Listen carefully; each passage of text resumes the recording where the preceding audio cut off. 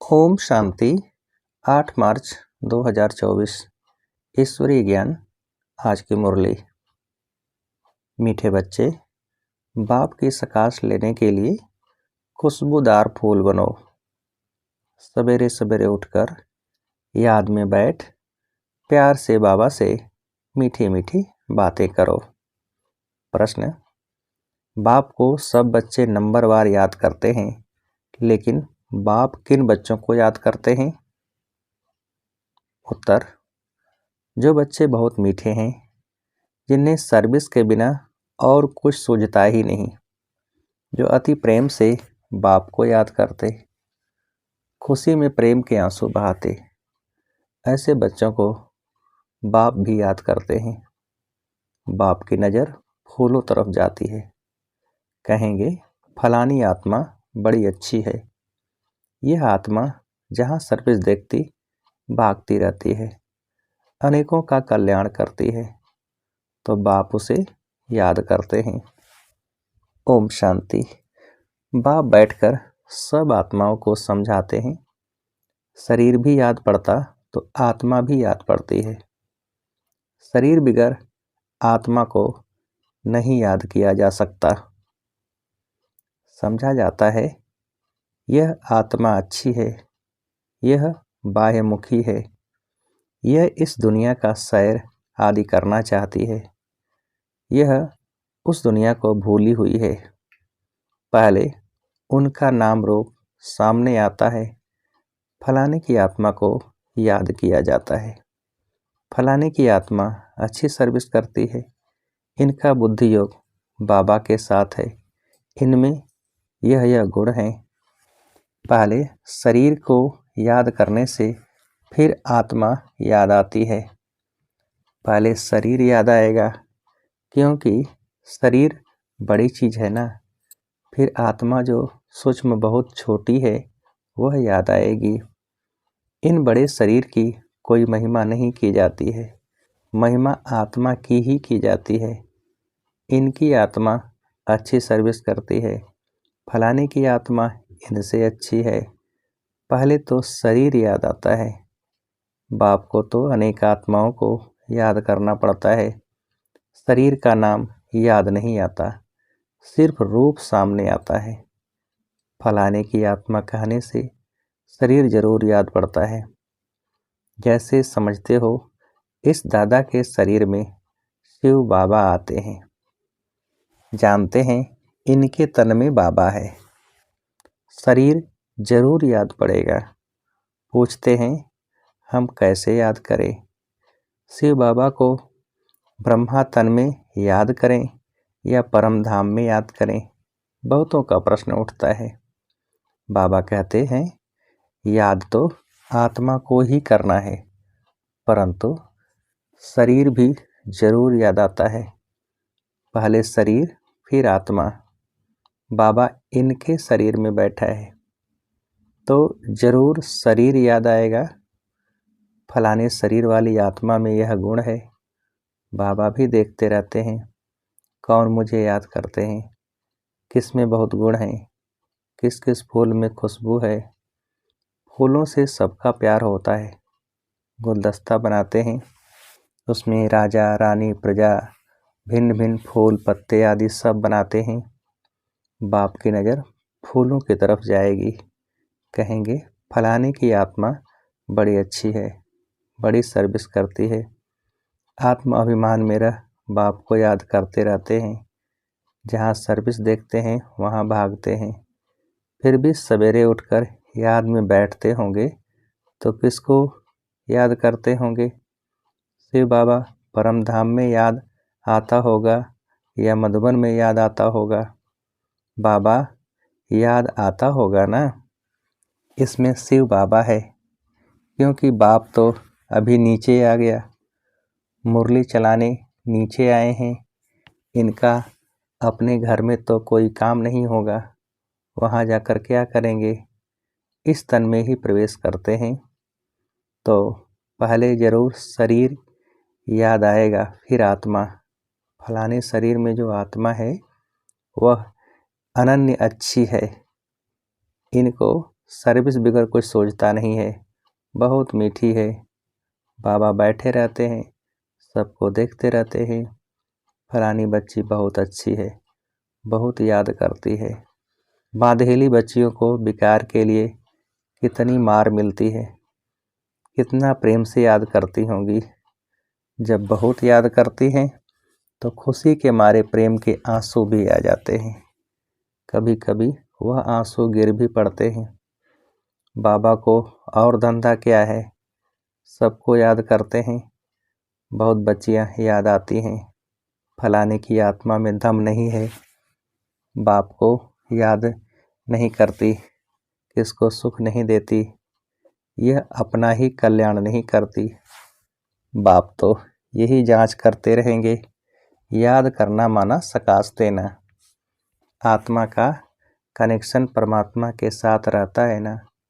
एक दिन आएगा जबकि बच्चे योग में बहुत रहेंगे, यह भी किसको याद करेंगे, तो झट साक्षात्कार होगा।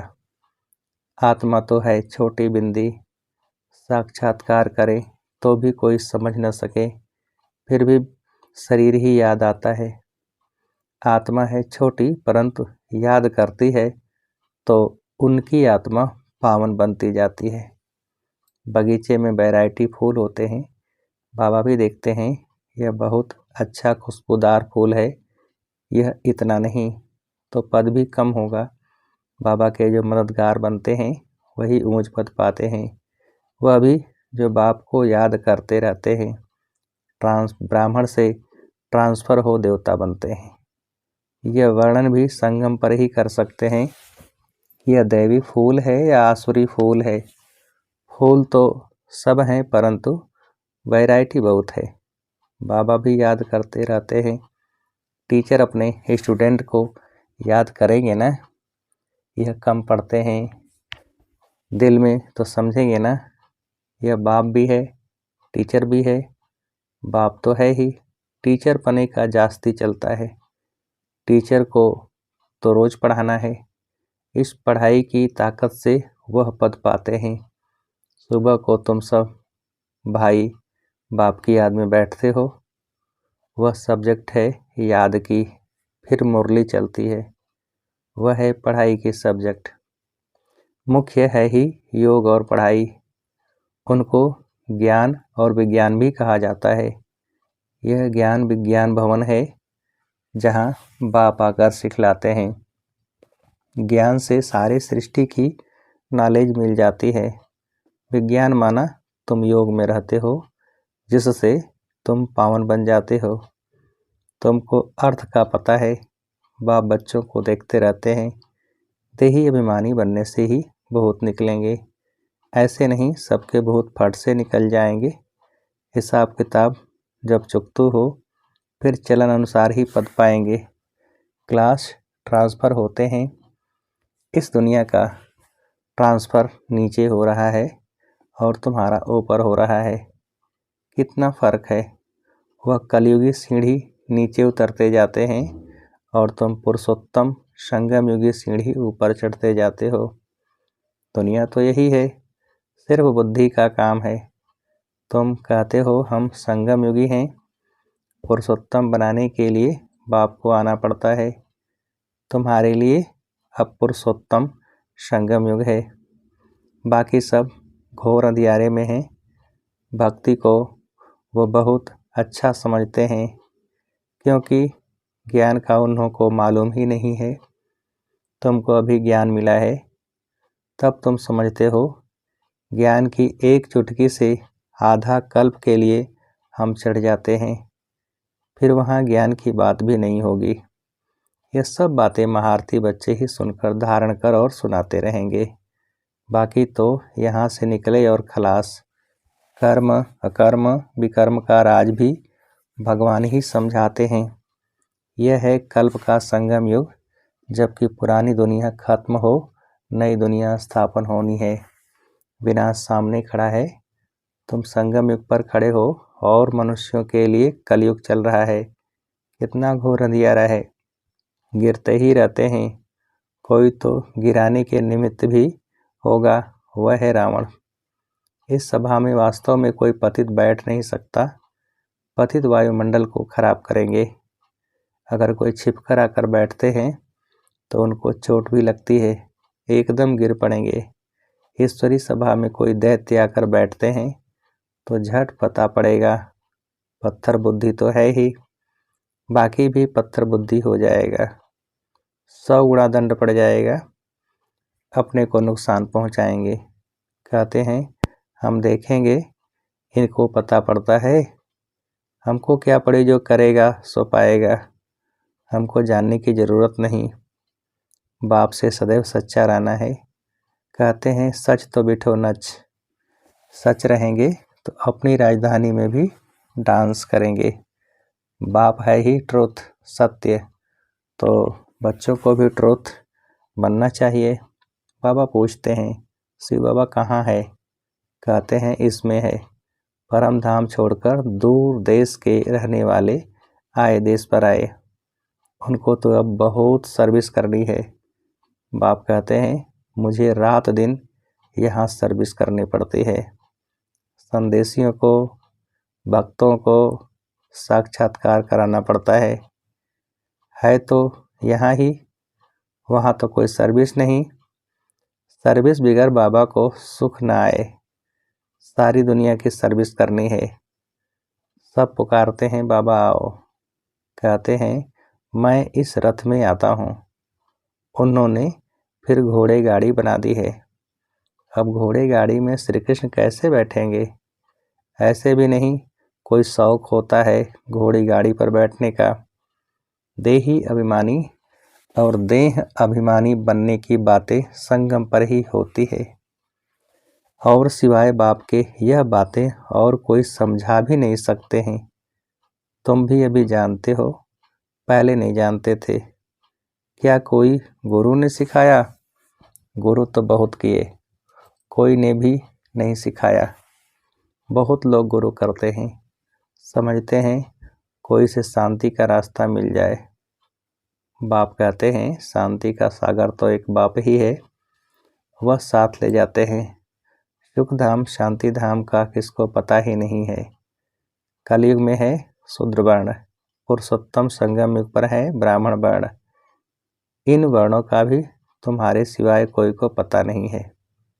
यहाँ तो सुनते हैं, बाहर निकलने से सब कुछ भूल जाते हैं। धारणा होती नहीं। बाप कहते हैं कहाँ भी जाते हो बैज पड़ा हो, इसमें लज्जा की बात नहीं है। यह तो बाबा ने बहुत कल्याण के लिए बनाया है, किसको भी समझा कर दो। कोई सेंसिबल होगा तो कहेगा इस पर आपका खर्चा हुआ होगा। बोलो खर्चा तो होता ही है, गरीबों के लिए फ्री है। वह धारणा कर लें तो ऊंच पद पा सकते हैं। गरीब के पास पैसे ही नहीं तो क्या करेंगे? कोई के पास पैसे हैं परंतु मनहूस हैं। इसने प्रैक्टिकल करके दिखाया, सब कुछ माताओं के हवाले कर दिया। तुम बैठ सब कुछ संभालो, क्योंकि अब तो यह ज्ञान मिला है कि पिछाड़ी में कुछ भी याद न आए। अंतकाल जो स्त्री सिमरे, बड़ी बिल्डिंग शादी होगी तो अवश्य याद पड़ेंगी, परंतु थोड़ा भी ज्ञान सुना तो प्रजा में जरूर आएंगे। बाप तो है ही गरीब निवाज। कोई कोई के पास पैसे होते हैं तो भी मनहूस होते हैं। ऐसे नहीं समझते कि पहला वारिस तो शिव बाबा है। भगवान वारिस तो भक्ति में भी है, भक्ति मार्ग में भी है। ईश्वर अर्थ देते हैं, क्या वह कंगाल है जो उनको देते हैं? समझते हैं ईश्वर के नाम पर गरीबों को देंगे तो ईश्वर एवज में देंगे। दूसरे जन्म में मिलता तो है। कहते हैं दे दान तो छोटे ग्रहण।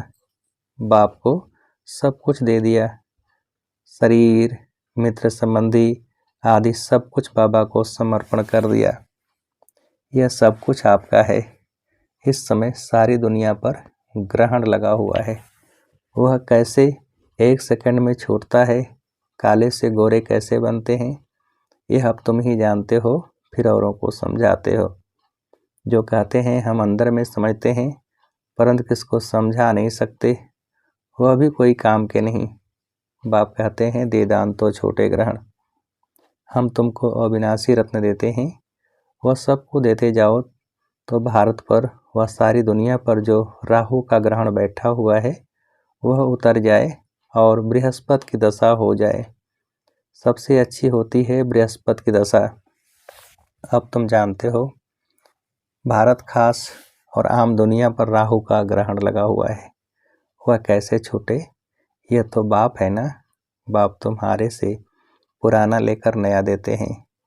इसको कहा जाता है बृहस्पति की दशा।